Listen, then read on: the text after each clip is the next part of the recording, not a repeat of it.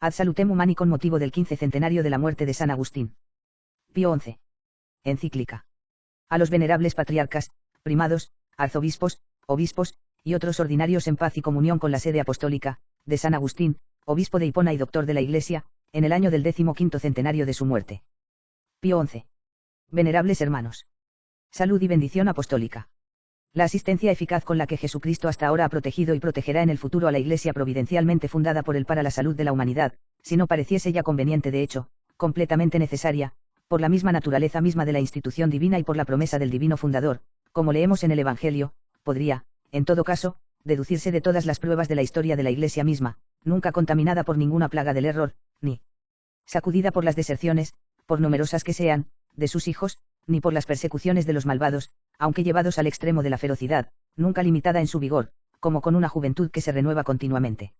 Varias fueron las formas y designios con los que Dios quiso, en cada época, dar estabilidad y favorecer el progreso de su perenne institución, pero sobre todo los proveyó despertando de cuando en cuando a hombres ilustres, porque ellos, con su ingenio y obras admirablemente adecuadas a la variedad de tiempos y circunstancias, que frenaban y erradicaban el poder de las tinieblas, consolaban al pueblo cristiano. Pues bien, esta cuidadosa elección de la divina providencia, más que en otras, se destaca claramente en Agustín de Tagaste. Después de haber aparecido a sus compañeros casi como una lámpara en el candelero, exterminador de toda herejía y guía de la salud eterna, no solo continuó a lo largo de los siglos enseñando y consolando a los fieles, sino que también hoy aporta una gran contribución para encender el resplandor de la fuerza de la verdad de la fe y el ardor de la caridad divina. En efecto, es sabido por todos, que no pocos, aunque separados de nosotros y que, incluso, parecen totalmente ajenos a la fe, se sienten atraídos por los escritos de Agustín, llenos de tanta sublimidad y dulce deleite.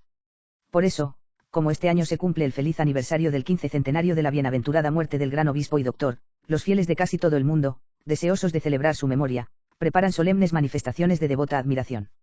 Y nosotros, tanto por motivos de nuestro ministerio apostólico como movidos por un profundo sentimiento de alegría, queriendo participar en esta celebración universal, os exhortamos, venerados hermanos, y exhortamos con vosotros a vuestro clero y al pueblo a vosotros confiado, para unirse con nosotros para dar gracias de todo corazón al Padre Celestial por haber enriquecido a su Iglesia con tan grandes y numerosos beneficios a través de Agustín, quien supo sacar tanta riqueza de la abundante fuente de los dones divinos para sí mismo y difundirlos entre el pueblo católico. Es cierto, sin embargo, que en lugar de jactarse de un hombre que, agregado casi por prodigio al cuerpo místico de Jesucristo, quizás nunca, según el juicio de la historia, en ningún momento ni en ningún pueblo lo superó en grandeza y sublimidad, convendrá más bien, penetrar en su doctrina y alimentarse de ella e imitar los ejemplos de su vida santa. Las alabanzas de Agustín nunca dejaron de resonar en la Iglesia de Dios, especialmente a través de los romanos pontífices. De hecho, Inocencio I saludó al santo obispo todavía vivo, su más querido amigo, 1, y alabó las cartas recibidas de él y de 4 obispos, sus amigos, como cartas llenas de fe y fuertes con todo el vigor de la religión católica, 2. Y Celestino y defendió a Agustín, que acababa de fallecer, de sus oponentes con estas magníficas palabras: siempre tuvimos en nuestra comunión a Agustín de santa memoria por su vida y por sus méritos, y jamás este hombre ni siquiera fue tocado por rumores de sospecha, y recordamos que fue en su época de tanto saber que incluso fue considerado por mis predecesores siempre entre los mejores maestros. Por esto, todos tenían una buena opinión de él, como un hombre querido y honrado por todos. 3. Gelasio y exaltó juntos a Jerónimo y Agustín, como luminarias de maestros eclesiásticos. 4. Y Hormisdas, al obispo Paasise que lo consultó, respondió en esta forma verdaderamente solemne: ¿qué doctrina sostiene y afirma la Iglesia romana? Eso es católica, sobre el libre albedrío y la gracia divina, a no ser en varios libros del beato Agustín, mejor que en los de Hilario y Próspero. Sin embargo hay capítulos explícitos en los archivos eclesiásticos. 5. No es diferente el testimonio de Juan II, quien, refiriéndose contra los herejes a las obras de Agustín, dice: su doctrina, según lo establecido por mis predecesores, es seguida y observada por la Iglesia romana. 6. Y quien no sabe cuánto, en los tiempos más cercanos a la muerte de Agustín, estaban íntimamente versados en su doctrina los romanos pontífices, como León Magno y Gregorio Magno. Este último, de hecho, con un sentimiento humilde para sí e igualmente honorable para Agustín, escribió a Inocencio, prefecto de África: si quieres alimentarte con un delicioso sustento, lee las obras de Agustín, tu compatriota, y en comparación con aquella flor de harina no buscarás nuestro salvado. 7. También es bien conocido como Adriano y solía citar pasajes de Agustín, a quien llamó el egregio doctor. 8. También se conoce como Clemente VIII para aclarar controversias difíciles y Pío VI en la Constitución Apostólica, autorem fidei, para desenmascarar los engañosos malentendidos del sínodo de Pistoia, utilizó como apoyo la autoridad de Agustín. Además de esto redunda en al honor del obispo de Hipona, que con frecuencia los padres reunidos en el concilio usaban las mismas palabras que él para definir la verdad católica, y basta citar como ejemplos el concilio de Orange II y el Tridentino. Y para referirnos a nuestros años de juventud, nos gusta referirnos aquí, y hacer resonar dulcemente en nuestro corazón las palabras con que nuestro predecesor el inmortal León XIII, después de haber mencionado a los doctores de las edades anteriores a la de Agustín, exalta la ayuda que él prestó a la filosofía cristiana, pero parecía que Agustín quitaba a todos la palma de la mano, pues, dotado de un genio muy robusto y lleno de disciplinas sagradas y profanas, combatió vigorosamente todos los errores de su época con fe suprema y con igual doctrina. ¿Qué punto de la filosofía no ha abordado? En efecto, en cual no profundizó con gran diligencia, cuando explicó a los fieles los elevados misterios de la fe y los defendió de los insensatos asaltos de sus adversarios, o cuando, habiendo aniquilado las locuras de la academia y los maniqueos, salvó los cimientos y la solidez de la ciencia humana, o cuando buscaba la razón, el origen y las causas de esos males que preocupan a los hombres. 9. Pero antes de entrar en la discusión del tema que nos hemos propuesto, queremos que se advierta a todos que las alabanzas verdaderamente magníficas que los antiguos autores le hicieron a Agustín deben tomarse en su valor propio, y no en el sentido en que algunos de ellos, de sentimientos no católicos, entendieron como si la autoridad de las sentencias de Agustín fuera puesta por delante de la autoridad de la Iglesia docente. O que, admirable es Dios en sus santos. 10. Y Agustín en el libro de sus confesiones ilustró y ensalzó enormemente la misericordia usada por Dios, con acentos que parecen brotar de lo más profundo de un corazón lleno de gratitud y amor. Cualquier cosa que no llevara este nombre, por rica que fuera en doctrina, elegancia y verdad, no me atraía del todo. 11. De joven, después, lejos de su madre y discípulo de los paganos, decayó su anterior piedad, entregándose miserablemente al servicio de los placeres del cuerpo y se enredó en las trampas de los maniqueos, permaneciendo en sus manos de esta secta durante unos 9 años, y esto permitió que el Altísimo, para que el futuro doctor de la gracia, aprendiera de su propia experiencia, y transmitiese a la posteridad, cuánto es la debilidad y fragilidad de un corazón, aun siendo nobilísimo, si no es fortalecido en el camino de la virtud con la ayuda de una formación cristiana y con la oración asidua, especialmente en la edad temprana, cuando la mente es más fácilmente seducida y enervada por los errores, y el corazón se ve abrumado por los primeros impulsos de los sentidos. Asimismo Dios permitió este desorden, para que Agustín supiera en la práctica lo infeliz que es el que trata de llenarse y saciarse de los bienes creados, como él mismo confesó más tarde con franqueza ante Dios: de hecho, siempre estuviste cerca de mí, atormentándome misericordiosamente y rociando todos mis goces ilícitos con muy amargas contrariedades, para que buscase gozar sin oposición, y al mismo tiempo no encontrando dónde hacerlo, fuera de ti, oh Señor. 12. Y como Agustín hubiese sido abandonado a sí mismo por el Padre Celestial, si por él insistía con lágrimas y oraciones Mónica, el verdadero modelo de esas madres cristianas que, con su paciencia y dulzura, con la continua invocación de la divina misericordia, consiguen al fin ver volver a sus hijos al camino correcto. No podía suceder que se perdiese el hijo de tantas lágrimas. 13, y bien dijo el mismo Agustín, incluso lo que narré en los mismos libros sobre mi conversión, convirtiéndome Dios a aquella fe que yo turbaba con mi mezquina y tonta locuacidad. ¿No recordáis cómo todo esto fue narrado de tal manera que se resalta que se me concedió que yo no pereciese gracias a las fieles y constantes lágrimas de mi madre? 14. Por tanto, Agustín poco a poco empezó a desprenderse de la herejía de los maniqueos y, como impulsado por la inspiración y el impulso divinos, a dejarse llevar al encuentro del obispo de Milán, Ambrosio, mientras el Señor, con su mano toda delicadeza y misericordia, tratando y modelando el corazón. 15, obraba de tal manera que, por medio de los eruditos sermones de Ambrosio, fue inducido a creer en la Iglesia católica y en la verdad de los libros sagrados, de modo que desde entonces el hijo de Mónica, aunque todavía no libre de los cuidados y halagos de los vicios, estaba ya firmemente convencido de que, por disposición divina, no hay camino a la salud sino en Jesucristo nuestro Señor y en la Sagrada Escritura, cuya única garantía de la verdad es la autoridad de la Iglesia católica. 16. Pero cuán difícil y atormentada es el cambio total de un hombre engañado durante mucho tiempo. De hecho, continuó sirviendo a la codicia y las pasiones del corazón, sin sentirse lo suficientemente fuerte como para sofocarlas, y lejos de extraer al menos el vigor necesario de la doctrina platónica sobre Dios y las criaturas, habría llevado su miseria al extremo con una miseria mucho peor, es decir, con orgullo, si no hubiera aprendido finalmente de las epístolas de ese Pablo, que todo aquel que quiera vivir como cristiano debe buscar apoyo en el fundamento de la humildad y en la ayuda de la gracia divina. Entonces, finalmente, un episodio que nadie puede releer o recordar sin sentirse conmovido hasta las lágrimas, arrepentido de la vida pasada y conmovido por el ejemplo de tantos fieles, que abandonaron todo para ganar lo único necesario, se entregó a sí mismo a la misericordia divina, que lo apretó suavemente con un asedio, cuando fue golpeado, mientras rezaba, por una voz repentina que le dijo: toma y lee, abriendo el libro de las epístolas que estaba cerca de él, bajo el impulso de la gracia celestial que tan efectivamente lo estimuló. Ese pasaje cayó ante sus ojos, no en la crápula y las borrachera, no en la volubilidad y deshonestidad, no en discordia y envidia, sino revístanse del Señor Jesucristo y no se preocupen de la carne en sus concupiscencias. 17, b.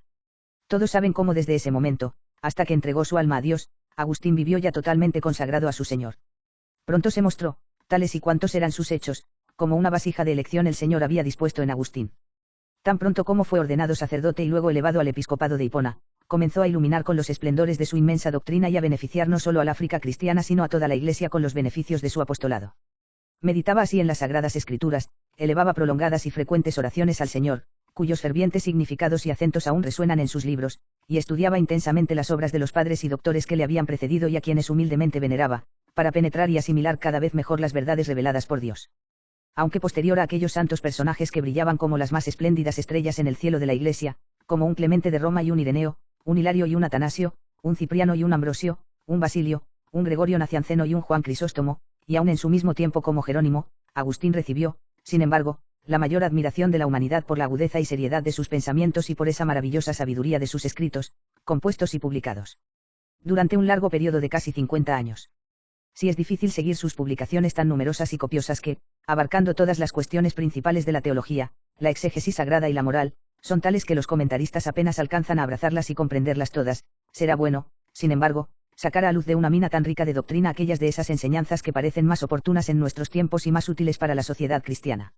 Desde el comienzo Agustín trabajó ardientemente para hacer que los hombres aprendieran y creyeran con firme persuasión cuál era la meta última y suprema que se les ofrecía, y cuál era el único camino a seguir para alcanzar la verdadera felicidad.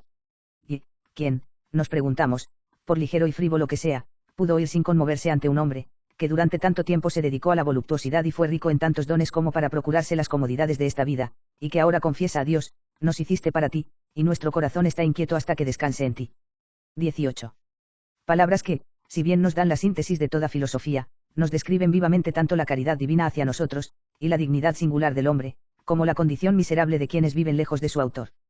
Ciertamente, sobre todo en nuestro tiempo, cuando se nos manifiestan cada día con mayor claridad las maravillosas propiedades de las cosas creadas, y el hombre con la virtud de su genio reconduce sus prodigiosas fuerzas para aplicarlas a sus propios beneficios, a sus propios intereses, lujos y placeres, hoy en día, digamos, mientras las obras y obras artísticas maestras que la inteligencia o la mecánica del hombre van produciendo, se multiplican cada día, y con increíble rapidez se exportan a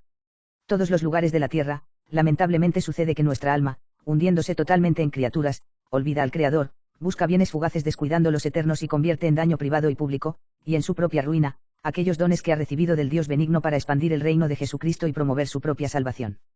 Pues bien, para no dejarnos absorber por una civilización tan humana, toda atenta a las cosas sensibles y la voluptuosidad, conviene meditar profundamente en los principios de la sabiduría cristiana, tan bien propuestos y aclarados por el obispo de Hipona. Dios, por tanto, sapientísimo creador y justísimo ordenador de todas las naturalezas, él, que constituyó al género humano como el máximo ornamento de todas las cosas terrenales, dio a los hombres algunos bienes adecuados para esta vida, eso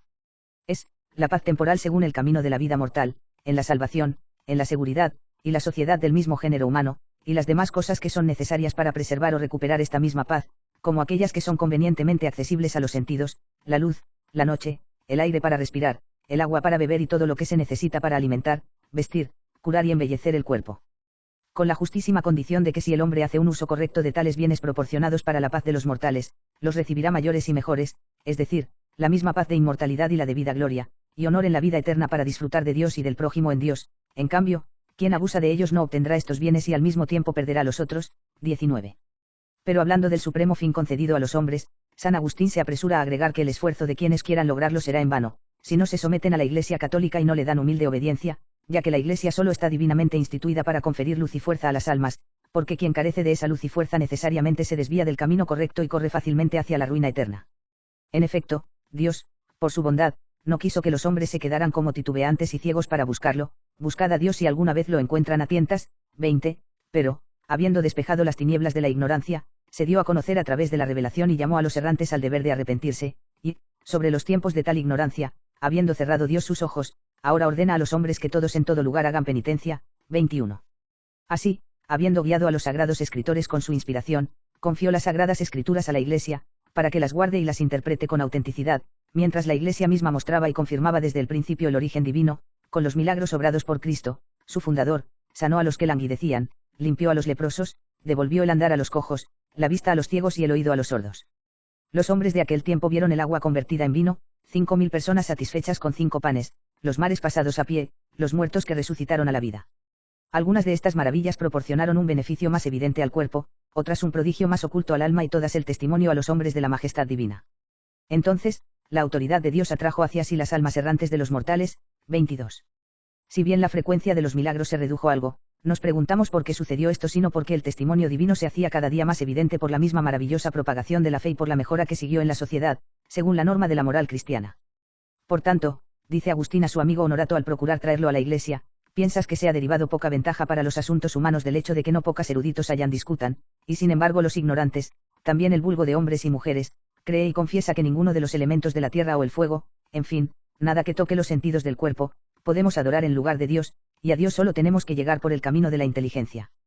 Quien profesa la abstinencia hasta el punto de contentarse con un ligero sustento de pan y agua, y practica ayunos que no se observan durante un solo día, sino que se prolongan durante varios días, y la castidad hasta la renuncia al matrimonio y los hijos. Quien se sobrepone a los padecimientos hasta no contar las cruces y el fuego. Quien extiende la liberalidad hasta distribuir la propia riqueza a los pobres, finalmente, quien desprecia todo este mundo visible, incluso hasta la muerte. Practicar esto es de unos pocos, menor es el número de los que saben hacerlo correctamente, pero mientras tanto, aquí hay una multitud de personas que la aprueban, que la escuchan, que muestran su favor por esto, que finalmente la aman, culpan a su propia debilidad si no llegan tan lejos, pero esto no es sin provecho del espíritu en el camino de Dios, ni sin producir al menos algunas chispas de virtud. La providencia divina condujo a esto con los oráculos de los profetas, con la encarnación y la enseñanza de Cristo, con los viajes de los apóstoles, con los insultos, las cruces, la sangre, la muerte de los mártires, con la edificante vida de los santos, y además de todo esto, según la conveniencia de los tiempos, con milagros dignos de tan grandes hechos y virtudes. Por tanto, considerando la intervención de Dios tan evidente, con tan significativo provecho y fruto, podríamos vacilar en reunirnos en el seno de esa Iglesia, que en la sede apostólica, por la sucesión de obispos, ocupa la máxima autoridad, reconocida por el género humano, no importa que vanidosos herejes andan ladrando, condenados en parte por el juicio del pueblo, en parte por la solemnidad de los concilios y en parte por la majestad de los milagros. 23. Estas palabras de Agustín, además de no haber perdido hasta ahora nada de fuerza y autoridad, ciertamente, como todos ven, han sido plenamente confirmadas por el largo espacio de 15 siglos, durante los que la Iglesia de Dios, aunque atormentada por tantas tribulaciones y tantos trastornos, aunque desgarrada por tantas herejías y escisiones, afligida por la rebelión y la indignidad de tantos de sus hijos, confiando sin embargo en las promesas de su fundador, mientras ha visto caer las instituciones humanas una tras otra, no solo se mantiene a salvo y segura, sino que aún en todas las épocas, además de haber estado cada vez más adornada con ejemplos de santidad y sacrificio y de haber encendido y aumentado continuamente la llama de la caridad en numerosos fieles, ha llegado con la obra de sus misioneros y de sus mártires, a la conquista de nuevos pueblos, entre los que florecen y crecen vigorosamente la ilustre prerrogativa de la virginidad y la dignidad del sacerdocio y del episcopado, finalmente. Supo inculcar en todos los pueblos su espíritu de caridad y justicia, de modo que incluso los hombres que le eran extraños o incluso enemigos solo podían sino cambiar por ella la manera de hablar y de actuar. Con razón Agustín, después de haber mostrado y opuesto a los donatistas quienes pretendían contraer y restringir la verdadera Iglesia de Cristo a un rincón de África, la universalidad, o como se dice, la catolicidad de la Iglesia abierta a todos, de modo que podrían ser ayudados y defendidos con los medios propios de la gracia divina, concluía el argumento con estas solemnes palabras: seguro que juzga al mundo entero. 24, cuya lectura, no hace mucho, conmovió tanto el alma de un ilustre y muy noble personaje, que sin larga y seria vacilación resolvió entrar en el único redil de Cristo. 25.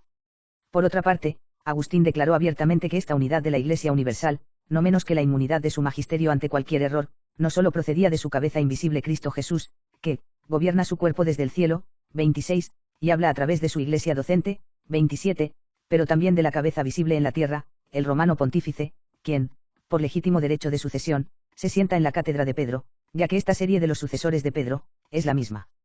piedra que no puede vencer las orgullosas puertas del infierno. 28, y ciertamente en el seno de la Iglesia, nos guarda, comenzando por el mismo apóstol Pedro, a quien el Señor, después de su resurrección, confió para alimentar a sus ovejas, la sucesión de sacerdotes hasta el presente episcopado. 29. Por eso, cuando la herejía pelagiana comenzó a extenderse y sus seguidores intentaron, con engaño y astucia, confundir las mentes y almas de los fieles, los padres del concilio milevitano, que, además de otros concilios, se reunieron, por obra y casi bajo la guía de Agustín, ¿acaso no presentaron a Inocencio I las cuestiones que discutieron y los decretos que se hicieron para resolverlas para que él los aprobara? Y el Papa, en respuesta, elogió a esos obispos por su celo por la religión y por su alma muy devota al romano pontífice, sabiendo ellos, así les dijo, que de la fuente apostólica siempre emanan para los que las piden las respuestas para todas las regiones, sobre todo, cuando se trata de la regla de la fe, que no a otro árbitro deben acudir sino a Pedro, esto por causa de su nombre y honor, todos nuestros hermanos y colaboradores del episcopado, como ahora se ha restablecido vuestra caridad. Lo que puede aprovechar en común para todas las iglesias de todo el mundo. 30. Así, tras ser llevada allí la sentencia del romano pontífice contra Pelagio y Celestio, Agustín en un discurso al pueblo pronunció estas memorables palabras: las sentencias de 2 concilios ya han sido enviadas a la sede apostólica por esta causa, las respuestas también se obtuvieron de él. La causa se acabó, Dios quiera que el error también termine de una vez. 31. Palabras que, de forma un tanto resumida, se han convertido en proverbio: Roma ha hablado, causa concluida. Y en otra parte, después de haber informado de la sentencia del Papa Zósimo que condenó y reprendió a los pelagianos, donde quiera que estuvieran, dijo así, en estas palabras de la sede apostólica: la fe católica, tan antigua y tan segura, suena tan segura y clara que para el cristiano no es legítimo dudarlo. 32. Pues bien, quien crea la Iglesia, que de su divino esposo recibió las riquezas de la gracia celestial para distribuirlas especialmente a través de los sacramentos, siguiendo el ejemplo del buen samaritano, pone aceite y vino en las heridas de los hijos de Adán para purificar al culpable de la culpa, para fortalecer al débil y al enfermo, y finalmente para conformar a los buenos al ideal de una vida más perfecta. Y aunque algún ministro de Cristo haya fallado a veces en su deber, ¿acaso por eso la virtud de Cristo habrá quedado ineficaz? Y yo digo, escuchemos al obispo de Hipona, y todos decimos que los ministros de tal juez deben ser justos, sean ministros justos, si quieren; sin embargo, si no quieren ser justos, que se sienten en la cátedra de Moisés, me tranquilizó mi maestro, de quien su espíritu dijo: este es el que bautiza. 33. Ojalá verdaderamente hubieran escuchado a Agustín, o le oyeran hoy todos aquellos que acostumbran a tomar, como los donatistas, el motivo de la caída de algún sacerdote para rasgar el vestido inconsútil de Cristo, y arrojarse así miserablemente fuera del camino de la salud. Hemos visto cómo nuestro santo, aun siendo tan sublime en talento, se sometía humildemente a la autoridad de la Iglesia docente, bien persuadido, mientras hiciese, de no desviarse ni un punto de la doctrina católica. Además, habiendo meditado cuidadosamente esa frase: si no has creído, no entenderás. 34, había comprendido perfectamente que no solo aquellos que, más obedientes a las enseñanzas de la fe, meditan en la palabra de Dios con un alma ávida y humilde, son ilustrados por esa luz celestial que se niega a los soberbios, pero también que pertenece al oficio de los sacerdotes cuyos labios deben custodiar la ciencia. 35, estando obligados a explicar y defender debidamente las verdades reveladas, y hacer comprender a los fieles su significado, meditar profundamente en la verdad divina, en la medida en que por la bondad divina es dado a cada uno. Así, iluminado por la sabiduría increada, en la oración y meditación de los misterios de las cosas divinas, pudo, con sus escritos, legar a la posteridad un vasto y maravilloso complejo de doctrina sagrada. Venerables hermanos, quien haya repasado por un poco tiempo su abundante obra no puede ciertamente ignorar cuán agudamente el obispo de Hipona se esforzó por progresar en el conocimiento del mismo Dios. Oh, que bien supo elevarse de la variedad y armonía de las cosas creadas a su Creador, y con qué eficacia trabajó tanto con sus escritos como con su palabra para que, mediante este trabajo, también el pueblo confiado a su cuidado se elevase también hacia Dios. La belleza de la tierra, dijo, es casi una voz de la tierra silenciosa. Considerando cuidadosamente su belleza, viendo cuán fecunda es, cuán rica en fuerza, cómo hace germinar las semillas, cómo a menudo produce incluso donde no fue sembrada, uno se siente espontáneamente conducido casi a interrogarla, ya que la misma búsqueda es una interrogación. De las cosas estupendas reveladas por una investigación cuidadosa, viendo tanta potencia, tanta belleza, tanta excelencia de virtud, tu mente se ve llevada a pensar como ella, no pudiendo existir por sí misma, debe haber recibido el ser no de sí misma sino del Creador. Y lo que encontraste en ella es el grito de su confesión para que tú alabes al Creador. Y consideradas todas las bellezas de este mundo, ¿acaso no escuchas esa belleza responder como a una voz? No son obra mía sino de Dios. 36. Y con tal magnificencia de elocuencia, cuántas veces exaltó la perfección infinita, la belleza, la bondad, la eternidad, la inmutabilidad y el poder de su Creador, sin dejar de considerar cómo Dios puede ser mejor pensando que expresado, cómo es mejor en el ser que en pensamiento. 37, y cómo el nombre que le conviene es el mismo que Dios reveló a Moisés cuando lo interrogó para saber quién lo enviaba es más adecuado para el Creador. 38. Sin embargo, no se contentó con investigar la naturaleza divina con las únicas fuerzas de la razón humana, sino que, siguiendo la luz de las sagradas escrituras y el espíritu de sabiduría, como tantos padres predecesores suyos, aplicó todo el vigor de su poderoso genio para asomarse a lo más profundo de todos los misterios para defenderlos de los impíos asaltos de los herejes, con una constancia que diríamos sin límites y un ardor maravilloso de espíritu. Nos referimos a la adorable Trinidad. Del Padre, del Hijo y del Espíritu Santo en la unidad de la naturaleza divina. Lleno de luz celestial, razona sobre este primer y fundamental artículo de la fe católica con tal profundidad y sutileza que, de alguna manera, a los doctores que le siguieron les fue suficiente basarse en las reflexiones de Agustín para elevar esos sólidos testimonios de la ciencia divina a la realidad, en el que han sido obstaculizados en todo tiempo los dardos de la depravada razón humana encaminados a combatir este misterio, el más difícil de comprender. Presentemos ahora la doctrina del obispo de Hipona. Con propiedad hay que decir que en esta Trinidad pertenece a las personas individuales claramente lo que se dice mutuamente en un sentido relativo, es decir, con respecto a otras personas, como Padre e Hijo y Espíritu Santo, donde ambos, porque el Padre no es la Trinidad, el Hijo no es la Trinidad, el don no es la Trinidad. Y lo que se dice de cada uno en sí mismo, no se dice de los tres en plural, sino de uno solo, la Trinidad misma, como Dios Padre, Dios Hijo, Dios Espíritu Santo, bueno es el Padre, bueno es el Hijo, bueno es el Espíritu Santo, el Padre es omnipotente, el Hijo es omnipotente, el Espíritu Santo es omnipotente, pero no tres dioses, ni tres buenos, ni tres omnipotentes, sino un solo Dios, bueno, omnipotente, la misma Trinidad, y todo otra cosa no se dice en relación entre sí, sino de cada uno en sí mismo. En efecto, se dice de ellos como de la esencia, porque ser aquí es tan válido como ser grande, ser bueno, ser sabio y todo lo demás que se dice de cada persona o de la misma Trinidad. 39. Presentado este misterio, ciertamente con tanta sutileza y concisión, intenta luego hacerlo entender de alguna manera a través de similitudes apropiadas, así, por ejemplo, cuando ve una imagen de la Trinidad en el alma humana que va camino de la santidad. De hecho, en el mismo acto en que se recuerda a Dios, piensa en él y lo ama, y esto nos muestra de cierta manera cómo el Verbo es engendrado por el Padre, que todo aquello que tiene substancialmente en sí de coeterno, se dice de cierto modo del Verbo. 40, y cómo el Espíritu Santo procede del Padre y del Hijo, que nos muestra la caridad común con la que el Padre y el Hijo se aman recíprocamente. 41. Agustín nos advierte que esta imagen de Dios, que está en nosotros, debemos hacerla más espléndida y más bella cada día hasta el final de la vida, de modo que cuando se llegue ese término, esa imagen divina ya infundida en nosotros, se hará perfecta a través de la misma visión que se disfrutará después del juicio cara a cara, mientras que ahora solo se contempla por reflejo en enigma. 42.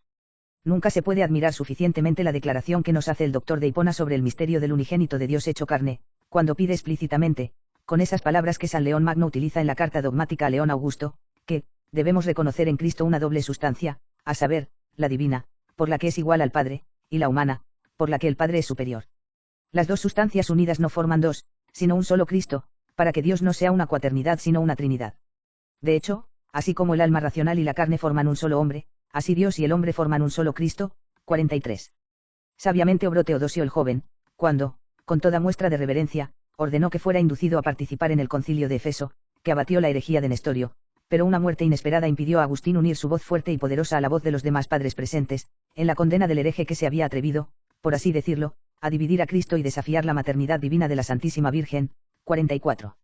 No queremos dejar de recordar, aunque apenas lo toquemos ligeramente, que una vez que Agustín puso en clara luz la dignidad real de Cristo, que nosotros hemos señalado y propuesto para el culto de los fieles en la encíclica, Quas Primas, F., publicada al final del Año Santo, lo que también resulta de las lecciones extraídas de sus escritos, que nos gustó introducir en la liturgia de la fiesta de Nuestra Señora Jesucristo Rey. Nadie ignore, quizá, como él, abrazando la historia del mundo entero de un vistazo, apoyándose en aquellas ayudas que podrían prestarle tanto la lectura asidua de la Biblia como la ciencia humana de aquellos tiempos, en su excelente obra de la ciudad de Dios trató admirablemente del gobierno por parte de Dios de todas las cosas y todos los acontecimientos.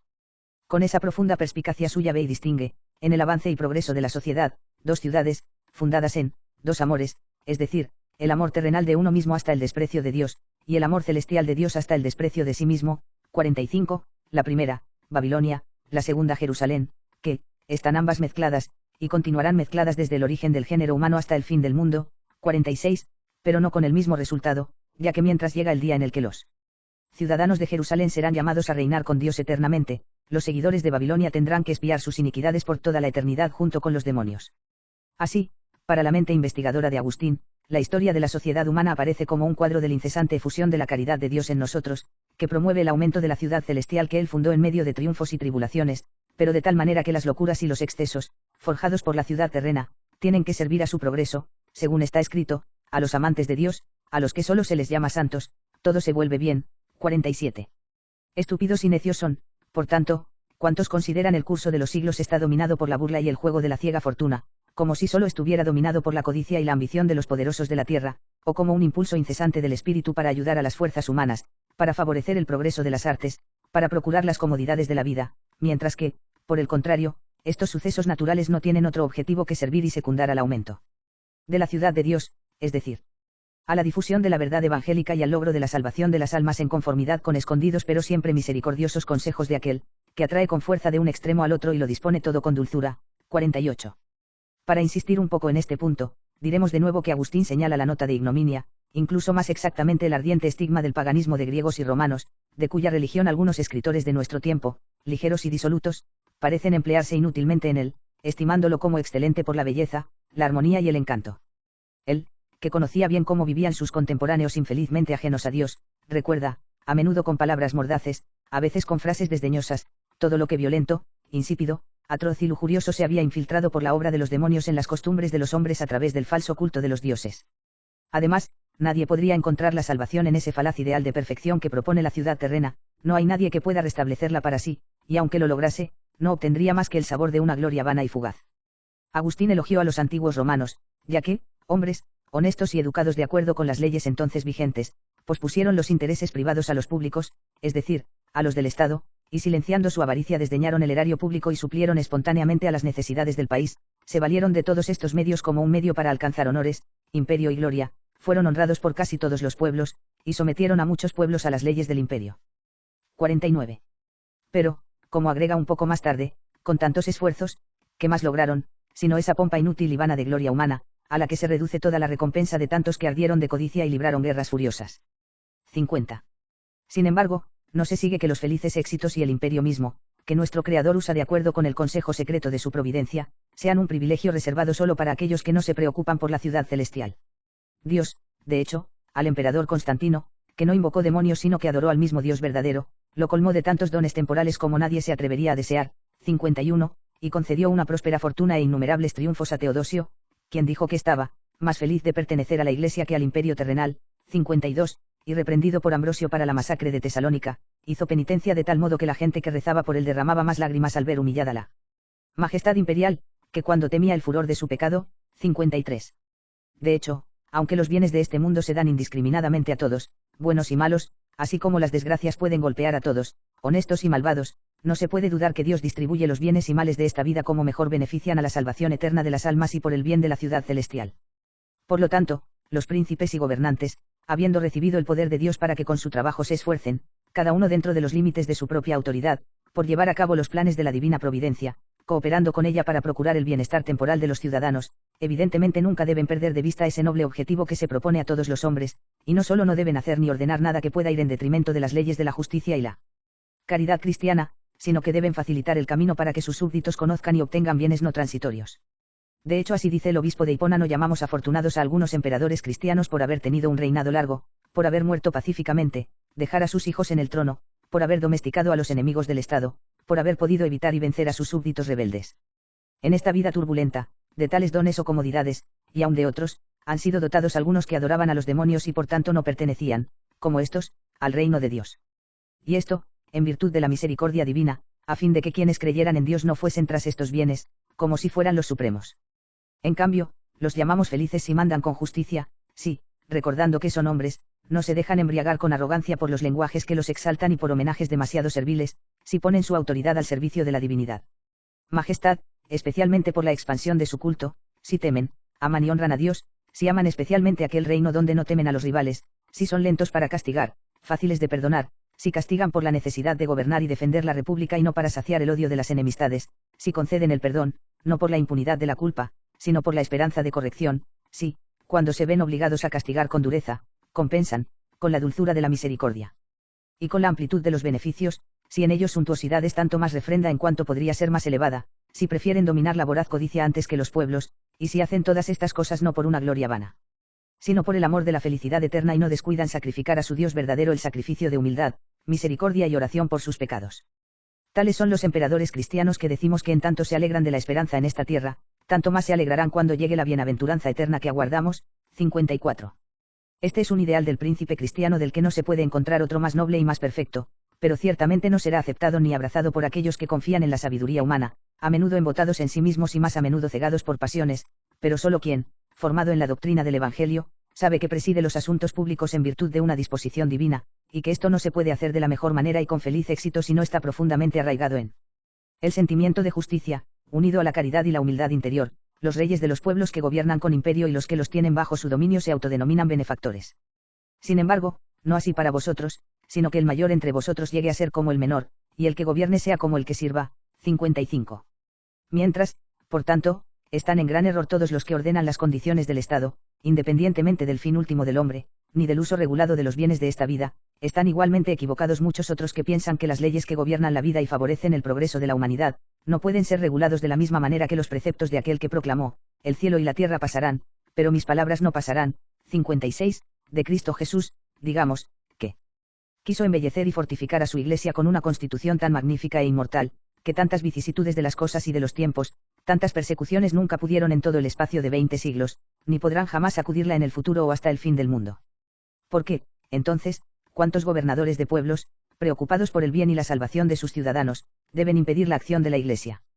No deberían ofrecerse a ayudarla, en la medida en que las circunstancias lo permitan. De hecho, el Estado no tiene por qué temer una invasión de la Iglesia en sus propios fines y derechos. En efecto, los cristianos desde el principio respetaron estos derechos con tal deferencia, según preceptos de su autor, quien, expuesto al acoso y la muerte, pudo decir justamente, los príncipes me persiguieron sin razón. 57.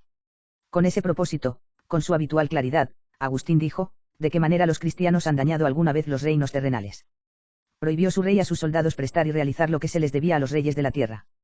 Pero a los judíos que estaban tramando sobre eso una difamación contra él, no les dijo, dad al César lo que es del César y a Dios lo que es de Dios. Y no pagó él mismo el tributo sacándolo de la boca de un pez.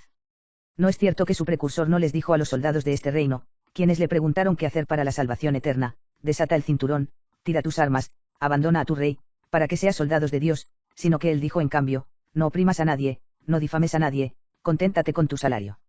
No proclamó uno de sus soldados, y un compañero muy querido para él, a sus compañeros soldados y, por así decirlo, a los compatriotas de Cristo, que todo hombre esté sujeto a las mayores autoridades.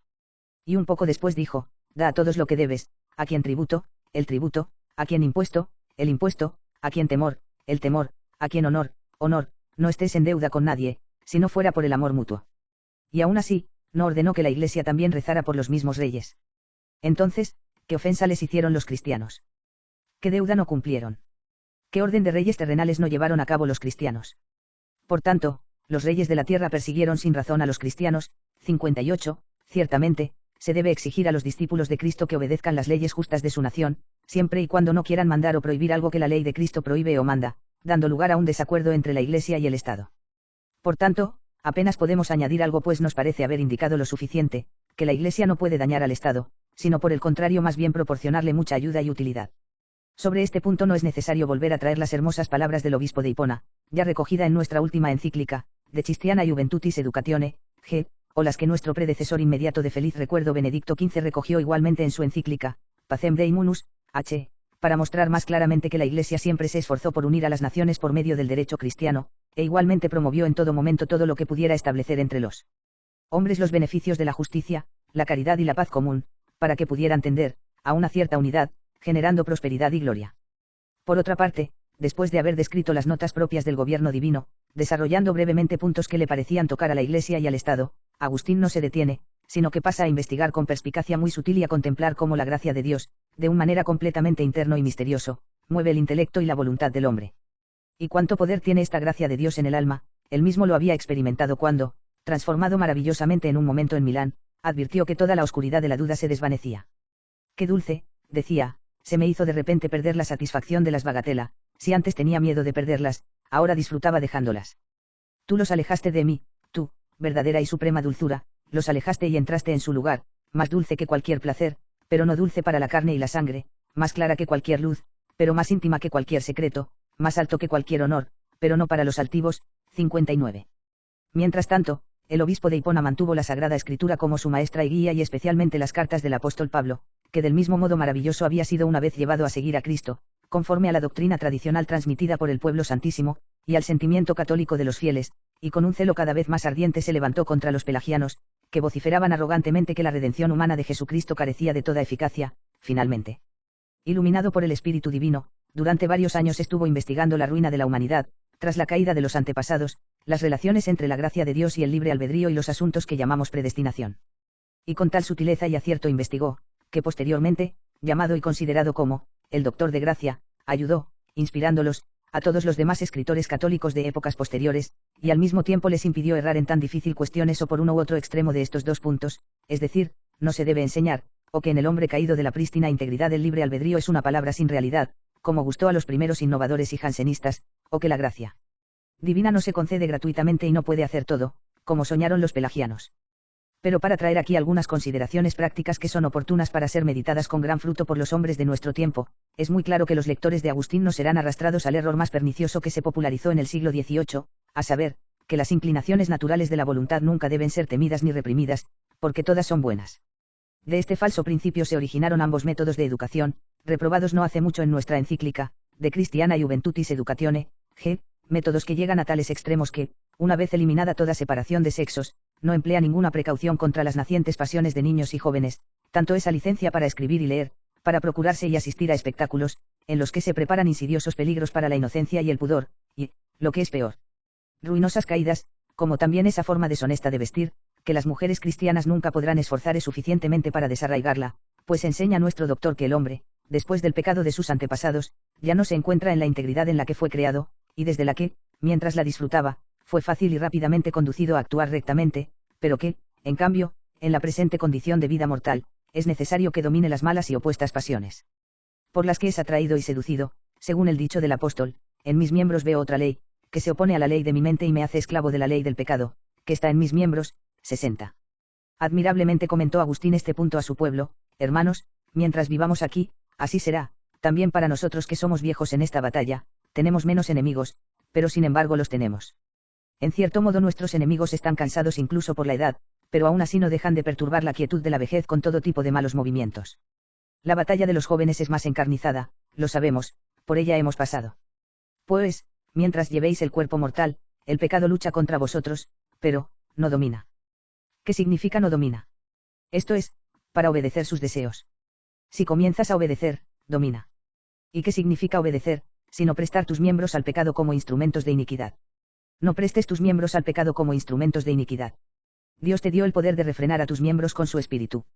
Se revela la libido, refrena tus miembros, ¿qué hará esta rebelión? Tú refrena a los miembros, no prestes tus miembros a instrumentos de iniquidad para pecar, no armes a tu adversario contra ti. Contén tus pies para que no se dirijan a cosas ilícitas. La libido surge, refrena tus miembros, aparta tus manos de todo crimen, contén tus ojos para que no vean el mal, contén tus oídos para que no escuchen voluntariamente palabras lujuriosas, domina lo más elevado, y lo más bajo que hace la libido. Sabe cómo rebelarse, pero no sabe cómo vencer. Levantándose a menudo en vano, también aprende a no levantarse. 61. Si para tal batalla utilizamos las armas de la salvación, después de haber comenzado a abstenernos del pecado, calmado gradualmente el ímpetu de los enemigos y desconcertado su fuerza, finalmente volaremos a ese reino de paz, donde triunfaremos con infinita alegría. Si hemos ganado entre tantos obstáculos y batallas, habrá que atribuirlo a la gracia de Dios, que internamente ilumina la mente y fuerza la voluntad, a la gracia de Dios que, habiéndonos creado, todavía puede inflamar nuestras almas con la caridad con los tesoros de su sabiduría y poder y llenarlo por completo. Con razón, pues, la Iglesia, que a través de los sacramentos difunde la gracia en nosotros, se llama santa, porque no solo hace que innumerables hombres se unan a Dios en un estrecho vínculo de amistad y perseveren en él en todos los tiempos, sino que entre estos conduce y eleva a muchos a una invencible grandeza de alma, a la perfecta santidad de vida, a hazañas heroicas. Pues, ¿acaso no aumenta cada año el número de mártires, vírgenes y confesores que propone a la admiración e imitación de sus hijos? ¿No son hermosas flores de virtud heroica, de castidad y caridad, estas que la gracia de Dios trasplanta de la tierra al cielo? Solo aquellos que resisten las inspiraciones divinas y no hacen un uso adecuado de su libertad permanecen y languidecen miserablemente en la primera debilidad. La gracia de Dios no nos permite desesperar por la salvación de nadie mientras viva, y de hecho esperamos un mayor aumento en la caridad cada día. En su gracia se pone el fundamento de la humildad, ya que cuanto más perfecto es uno, más debe recordar esas palabras, que tienes que no hayas recibido. Y si lo has recibido, ¿por qué jactarte como si no lo hubieras recibido? 62. Y no puede dejar de mostrarse agradecido con quien reservó para los débiles esta fuerza de ser, con su ayuda, invencible en querer lo bueno, e invencible en no querer abandonarlo. 63. El benignísimo Jesucristo nos urge a pedir los dones de su gracia: pedid y se os dará, buscad y encontraréis, llamad y se os abrirá. De hecho, todo el que pide, recibe, y el que busca, halla, y a los que al que llama se le abrirá. 64. El mismo don de la perseverancia, se puede ganar con la súplica. 65. Así es que en los lugares sagrados no cesa la oración privada y pública, pues, cuando no se rezó en la iglesia por los infieles y por sus enemigos, para que crean. Cuando tuvo un fiel un amigo, un pariente, un cónyuge infiel sin pedirle al Señor una disposición de ánimo dócil a la fe cristiana. ¿Quién no pidió nunca para sí mismo perseverar en el Señor? 66. Por eso, venerables hermanos, manteneos suplicando, y suplique con vosotros el clero y vuestro pueblo, recomienda el doctor de la gracia, especialmente por aquellos que carecen de la fe católica o se apartan del camino correcto. Procurad, además, procurad aquellos que se muestren aptos y llamados al sacerdocio sean educados de manera santa, pues ellos llegarán a ser, cada uno de acuerdo con su oficio, dispensadores de la divina gracia. Posidio, y, el primero que escribió sobre la vida de Agustín, ya entonces afirmaba que mucho más que los lectores de sus obras, quienes pudieron oírle hablar y verle presente en la iglesia y que en particular no desconocían su comportamiento entre los hombres, pudieron sacar provecho de él. Porque no solo fue un escriba, erudito en el reino de los cielos, que saca cosas nuevas y viejas de su tesoro, o un comerciante que, habiendo encontrado la perla preciosa, la compró vendiendo todas sus pertenencias, sino también uno de aquellos de quienes está escrito, así habla y así hace, y de quien dice el Salvador, cualquiera que haga esto y así enseñe a los hombres, será llamado grande en el reino de los cielos. 67.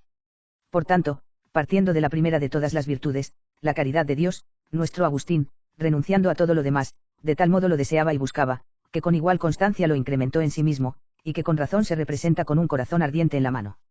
Y quien ha leído las confesiones aunque sea una vez, podrá olvidar jamás aquella conversación que mantuvo el hijo con su madre en la ventana de la casa de Ostia. No es la descripción de esa escena tan vívida y tan tierna que parece que vemos a Agustín y a Mónica fijos en la contemplación de las cosas celestiales. Pues dulcemente conversábamos a solas, así escribe, y olvidando el pasado, mirando hacia adelante, buscábamos entre nosotros la presencia de la verdad, que eres tú, lo que debe ser la vida eterna de los santos, que ojo nunca vio, ni oído oyó, ni la mente del hombre comprendió. Pero aplicábamos la boca del corazón a las celestiales aguas de tu fuente, una fuente que está junto a ti, para que, rociados por ella, según nuestra capacidad pudiéramos de alguna manera captar con el pensamiento algo tan grande. Y, mientras hablábamos y lo anhelábamos, alcanzábamos a tocarlo moderadamente con todo el ímpetu del corazón, y suspiramos y, como prisioneros, dejamos ahí las primicias del espíritu y regresamos al sonido de nuestra voz donde la palabra comienza y termina. Pero, ¿qué se parece a tu palabra, nuestro Señor, que subsiste en sí misma y nunca envejece y renueva todo? 68. No puede decirse que tales éxtasis de mente y corazón fuesen inusuales en su vida. Así, ya que en cada instante del tiempo libre de los deberes y labores cotidianos, meditaba en las sagradas escrituras, tan conocidas por él, para captar el deleite y la luz de la verdad, con pensamiento y cariño se elevó en sublime vuelo desde las obras de Dios y de los misterios de su infinito amor hacia nosotros, paso a paso, hasta las perfecciones divinas, y casi se sumergió en ellas, en cuanto le era dado por la abundancia de gracia sobrenatural. Y a menudo vuelvo a hacer esto, parece comunicarnos como un misterio, esto me deleita y, cuando puedo relajarme de las ocupaciones necesarias, me refugio en este deleite. Tampoco en todas las cosas que recorro consultándote encuentro un lugar seguro para mi alma sino en ti, donde se juntan mis cosas dispersas y nada de mí se aparta de ti. Y a veces me haces entrar en un cariño muy insólito, dentro de un no sé qué de dulzura, que si llegara a su punto máximo en mí, no sé qué sería, pero seguro que no sería ya esta vida. 69. Por eso exclamó, tarde te amé, oh belleza tan antigua y tan nueva, tarde te amé. 70. Con qué cariño contemplaba la vida de Cristo, cuya semejanza cada día más perfecta trataba de imprimir en sí mismo, compensando el amor con amor, no de otra forma que él mismo inculcaba a las vírgenes con su consejo, a vosotras se une con todo su corazón, quien por vosotras está clavado en la cruz. 71. Ciertamente ardía con este amor de Dios, cada día más vivo, progresó increíblemente en todas las demás virtudes. Tampoco podemos dejar de admirar como un hombre así, que por su extraordinaria excelencia de ingenio y santidad fue venerado, exaltado, consultado y escuchado por todos. Sin embargo, en sus escritos destinados al público y en sus cartas, intentaba sobre todo que la alabanza que se le atribuía fuera para el autor de todo bien, es decir, aquel a quien solamente se le debía, y que animase a los demás y, salvando la verdad, los elogiaba. Además, empleaba el máximo respeto hacia sus colegas en el episcopado, especialmente hacia los más insignes que le habían precedido, como Cipriano y Gregorio Nacianceno, Hilario y Juan Crisóstomo, como Ambrosio, su maestro en la fe, a quien veneraba como un padre y de quien solía recordar sus enseñanzas y ejemplos. Pero sobre todo en él resplandecía, como inseparable del amor de Dios, la caridad hacia las almas, especialmente de aquellas que estaban encomendadas a su oficio pastoral. De hecho, desde que, por inspiración divina, por la confianza del obispo Valerio y la elección del pueblo, fue iniciado en el sacerdocio y luego elevado a la cátedra de Hipona, puso todo su empeño en llevar al rebaño a la felicidad celestial, tanto alimentándolo de la sana doctrina como protegiéndolo de los asaltos de los lobos. Por eso, uniendo la fortaleza con la caridad hacia los equivocados, combatió las herejías, advirtió al pueblo contra los engaños que usaban en ese momento los maniqueos, los donatistas, los pelagianos, los arrianos, y a ellos mismos los refutó de tal manera que no solo detuvo la difusión de falsas doctrinas y recuperó las almas que extraviaban, sino que también los convirtió a la fe católica. Por tanto, siempre estaba dispuesto para discutir, incluso en público, confiando plenamente en la ayuda divina, en la fuerza y virtud inherentes a la verdad, y en la firmeza del pueblo, y si le llegaban escritos de herejes, sin demora los refutaba uno tras otro, sin dejarse molestar ni disuadir por la locura de las opiniones, ni por las sutilezas, ni por la obstinación e insultos de sus adversarios. Sin embargo, aunque luchó tanto por la verdad, nunca dejó de implorar a Dios la enmienda de estos enemigos, a quienes trataba con benevolencia y caridad cristiana, y en sus propios escritos se puede ver con qué modestia de mente y vigor de persuasión les habló. Contra vosotros se enfurecen aquellos que no saben con qué esfuerzo se descubre la verdad y con cuánta dificultad se evitan los errores. Contra vosotros se enfurecen los que no saben lo raro y difícil que es elevarse por encima de las fantasías de la carne con la serenidad de una mente piadosa. En fin, se enfurecen contra vosotros incluso los que nunca han sido seducidos por un error como el que ven que os sedujo. Yo, en cambio, que después de un prolongado esfuerzo finalmente pude llegar a saber cuál es esa pura verdad que se percibe sin la mezcla de vanas fábulas, que después de todas aquellas fantasías, que durante mucho tiempo habitualmente os tenían enredados y aferrados, busqué con esmero, escuché con atención, creí a la ligera y con ardor, y persuadí de modo apremiante a quienes pude, y a los demás los defendí con tenacidad y ánimo. No puedo en absoluto enfurecerme contra vosotros, pero debo soportaros ahora, como entonces me soportaba a mí mismo, y trataros con tanta paciencia como mis allegados usaban conmigo en aquel tiempo en que estaba enojado y ciego andaba errado tras vuestros dogmas. 72. Por esto, al obispo de Hipona, con su empeño por la religión, con su asidua laboriosidad y bondad de ánimo, como le hubiera podido faltar la esperanza o los frutos. Y así, los maniqueos fueron arrastrados al redil de Cristo, la disensión o cisma de Donato llegó a su fin, y los pelagianos fueron completamente vencidos, de modo que, cuando Agustín murió Posidio, y pudo escribir sobre él, y aquel hombre memorable, miembro privilegiado del cuerpo del Señor, siempre solícito y vigilante por el bien de la Iglesia universal. Le fue concedido por Dios que se mostrase fruto de su labor y gozar de él, también en esta vida, primero ciertamente por la unión y perfecta paz en la Iglesia y la región de Hipona, que él presidía, después en otras de África donde, por su propio cuidado o por otros sacerdotes a los que las había confiado, se comprobaba que Iglesia del Señor florecía y se multiplicaba, y los maniqueos, donatistas y pelagianos y paganos lo habían dejado, y unido con gozo a la Iglesia de Dios. Estaba feliz y exultante por los progresos y el fervor de todos los buenos, toleraba con santa y piadosa compasión las faltas disciplinarias de sus hermanos y gemía por las iniquidades de los malvados, tanto de los que estaban dentro de la Iglesia como de los que estaban fuera, disfrutando siempre, como dije, de las ganancias del Señor, y doliéndose por los daños. 73. Si al tratar los grandes asuntos de África y también de la Iglesia universal era fuerte e invencible, hacia su rebaño se presentó siempre como un padre tan celoso y bondadoso como el que más. Acostumbraba predicar con mucha frecuencia al pueblo, generalmente con textos tomados de los Salmos, del Evangelio de San Juan, de las cartas de San Pablo, explicándolos de un modo acomodado a la comprensión de los hombres más humildes y sencillos, o reprendiendo con un feliz desenlace los abusos y vicios que se habían insinuado entre los ciudadanos de Hipona. En esto trabajó mucho durante todo el tiempo, no solo para reconciliar a los pecadores con Dios, para ayudar a los pobres e interceder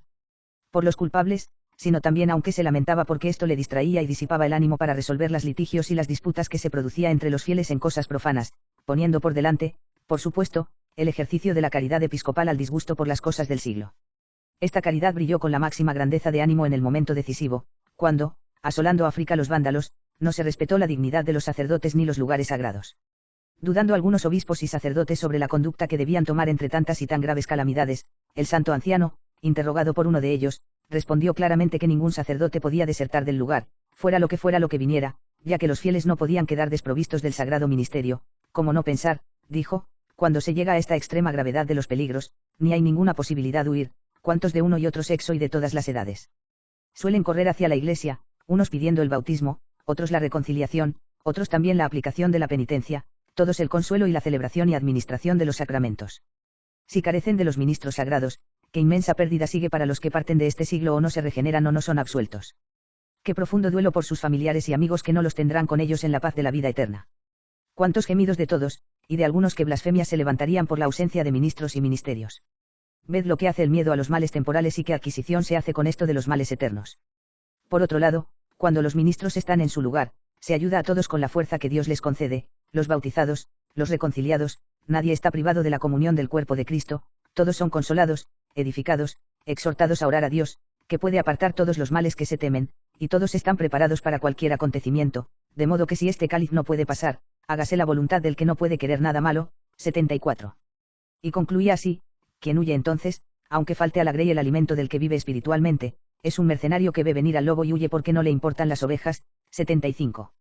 Advertencias, que por lo demás, confirmó con el ejemplo, pues pastor magnánimo, en la ciudad sede de su encargo asediada por los bárbaros, permaneció con su pueblo y entregó su alma a Dios. Y ahora, para añadir lo que todavía parece exigir una alabanza más completa a Agustín, diremos, como atestigua la historia, que el santo doctor de la Iglesia, que en Milán había visto, fuera de las murallas de la ciudad, sostenido y alimentado por Ambrosio un albergue de santos. 76, y poco después de la muerte de su madre, había conocido en Roma varios monasterios, no solo de hombres, sino también de mujeres. 77, tan pronto como arribó a las costas de África, concibió el pensamiento de comenzar a promover almas a la perfección y la santidad de la vida en el estado religioso, y erigió un monasterio en una de sus fincas, donde, después de haberse quitado todas las preocupaciones del siglo, residió allí casi 3 años, viendo, junto a los que se le unieron, para Dios con ayunos, oraciones y buenas obras. Meditando día y noche en la ley de Dios, 78. Luego ascendido al sacerdocio, inmediatamente fundó otro monasterio en Hipona cerca de la iglesia, y comenzó a convivir con los siervos de Dios según la manera y la regla establecida bajo los santos apóstoles. Sobre todo nadie debía poseer nada propio en esa comunidad, sino que todo era común y se repartía a cada uno según sus necesidades. 79. Elevado a la dignidad de obispo, no queriendo quedar privado de los beneficios de la vida en común y por otro lado queriendo dejar el monasterio abierto a todos los visitantes e invitados del obispo de Hipona, estableció un monasterio de clérigos en la misma casa episcopal, con esta regla, que habiendo renunciado a los bienes familiares, vivían en comunidades alejadas de las seducciones del mundo y de todos sus lujos pero con un nivel de vida no demasiado austero ni severo cumpliendo al mismo tiempo las deberes de caridad para con Dios y el prójimo. A las monjas que, gobernadas por su hermana, vivían no muy lejos, les dio una regla maravillosa, llena de sabiduría y moderación, según la cual hoy gobiernan muchas familias religiosas de ambos sexos, y no solo las que se llaman agustinas, sino también otras que han recibido la misma regla completada con constituciones particulares de su propio fundador. Ciertamente estos institutos de vida perfecta conforme a los consejos evangélicos, con la semilla lanzada por él, se benefició no solo el África cristiana, sino de toda la Iglesia, pues de este modo se dispuso de una tal milicia que, a lo largo de los años e incluso hoy, acrecentó en utilidad de desarrollo. Así, viviendo todavía San Agustín ya se habían obtenido frutos muy consoladores de esta insigne obra. Posidio, y, narra que con su permiso, como padre y legislador a quien le pedían de todas partes, un gran número de religiosos habían salido a todas partes, como llamada tomada del fuego, para fundar nuevos monasterios y ayudar a las iglesias de África con la doctrina y el ejemplo de la santidad.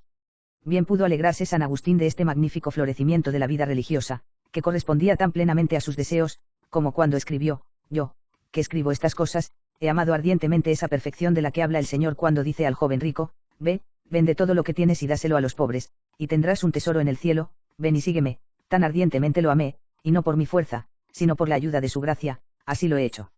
No porque no fuese rico, esto me dará menos mérito, porque los mismos apóstoles que primero hicieron esto no eran ricos. El que deja lo que tiene y lo que desea, deja el mundo entero. Cuánto me he beneficiado de este camino de perfección, lo sé más que cualquier otro hombre, pero cuánto más lo sabe Dios de yo. Y con el mismo propósito de vida, con todas las fuerzas que puedo, exhorto a los demás, y en el nombre del Señor tengo compañeros a los que allí han sido inducidos para mi ministerio. 80. Así quisiéramos hoy que en cada rincón de la tierra surgieran muchos, a semejanza del santo doctor, sembradores del casto consejo, que también con prudencia, pero con fuerza y perseverancia, se convirtieron en promotores de la vida religiosa y sacerdotal, abrazados, por supuesto, por vocación divina, de modo que se impida más eficazmente que el espíritu cristiano se debilite y que la integridad de la moral perezca gradualmente. Hemos mencionado, venerables hermanos, las hazañas y los méritos de un santo que, en virtud de un agudo ingenio, por abundancia y altura de la ciencia, por tan sublime santidad, por la invencible defensa de la verdad católica, no encuentra casi ningún otro, o ciertamente muy pocos, de cuantos han florecido hasta ahora desde el comienzo de la humanidad, que puedan parangonarse con él. Ya arriba hemos citado varios de sus elogios, pero con qué cordialidad y qué bien le escribió San Jerónimo como contemporáneo y muy familiar: estoy resuelto a amarte, a darte la bienvenida, a honrarte, a admirarte y defender tus dichos como si fueran míos. 81. De nuevo otra vez, adelante, ánimo, eres celebrado en el mundo, los católicos te veneran y honran como restaurador de la antigua fe, lo que es signo de mayor gloria. Todos los herejes te detestan, y con igual odio te abominan también, como para matar con deseo los que no pueden con la espada. 82. Por eso, venerables hermanos, es de suma importancia para nosotros que en este 15º centenario de la muerte del santo, que se cumplirá próximamente, como nosotros mismos hemos recordado con mucho gusto en esta encíclica, también vosotros lo recordéis en medio de vuestro pueblo, de modo que todos le hagan honor, que todos se esfuercen por imitarlo, que todos den gracias a Dios por los beneficios que a través de tan gran doctor llegó a la Iglesia. Bien sabemos cómo su insigne descendencia seguirá como es justo su ejemplo mientras gozan conservando religiosamente en Pavía, en la iglesia de San Pietro in Sil de oro, las cenizas de su padre y legislador, restituidas a ellos por la bondad de nuestro predecesor, León XIII, de feliz recuerdo. Esperamos que lleguen muchos fieles de todas partes para venerar su sagrado cuerpo y obtener la indulgencia que le otorgamos. Pero aquí no podemos pasar en silencio con cuánta confianza esperamos en nuestro corazón que el Congreso Eucarístico Internacional, que pronto se celebrará en Cartago, además de honrar a Cristo, escondido bajo las especies eucarísticas, redunde también en honor a Agustín. De hecho, como el Congreso se realiza en aquella ciudad, en la que en otro tiempo nuestro santo doctor derrotó a los herejes y fortaleció a los cristianos en la fe, en esa África latina cuyas antiguas glorias nunca podrán ser olvidadas en ninguna época, y mucho menos la gloria de haber dado a la Iglesia esta espléndida luz de sabiduría, no lejos de Hipona, que tuvo la feliz suerte de disfrutar durante tanto tiempo de su ejemplo de virtud y cuidado pastoral, ciertamente no puede suceder que la